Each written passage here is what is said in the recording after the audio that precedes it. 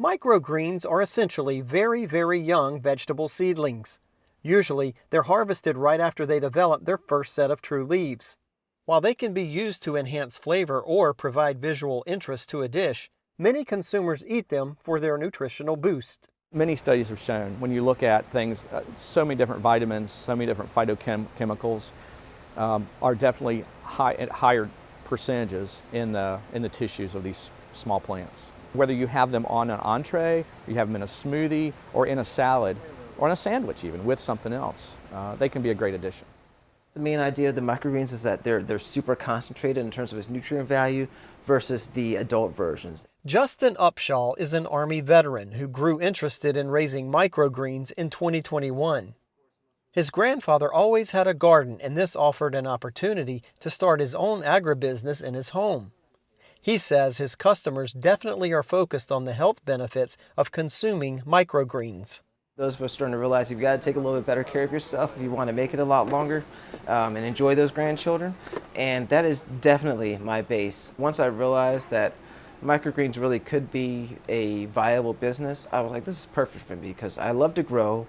I have a personal focus on preparation, self-sustainability. This folds into that. Upshaw says becoming a microgreens grower is surprisingly easy.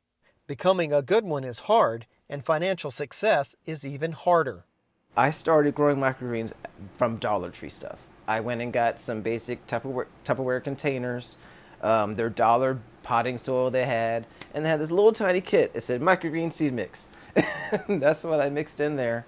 And I went on Amazon and got a couple like little T5 lights, about the basics you can get. So sure, home growers, gardeners can do this. It doesn't take a lot, and they need some seeds that maybe are specialized as microgreens, but most anything can be turned into a young plant, a microgreen. So they can do this. It takes some grow lights maybe in a house, or maybe if they've got a small greenhouse, they can use that. Sometimes growers will use a small bottom flat and they'll put a soilless media in there and sprinkle the seeds on top of that. There's also, they can use food grade burlap and seeds can be put in there. The difference between a hobbyist and a professional microgreen grower is attention to detail. Upshaw uses about 200 square feet in his Richmond apartment, but he's a certified Virginia grown producer. When we're dealing with microgreens, it is a 100% person-involved thing. So honestly, I will reject anyone saying that I'm anything less than a farmer or agriculturalist, because the vast majority of what you see here is going to market. It is feeding people. It is enriching their lives. It's growing in soil. And I'm very passionate about what I do. And so I 100% am a farmer. Upshaw takes pains to raise various plants like broccoli, mustard, and radishes that taste good together in his microgreen selections. And he prefers to eat them raw instead of cooking to preserve nutrients. Even sunflowers make good microgreens. The best way for consumers to find probably microgreens is going to be definitely at farmers markets. That's where it seems like the trend is right now. People find those. Obviously they go to restaurants and they see those microgreens on entrees and salads and in smoothies. But I think you can also look online and find maybe some growers that are selling at the farm.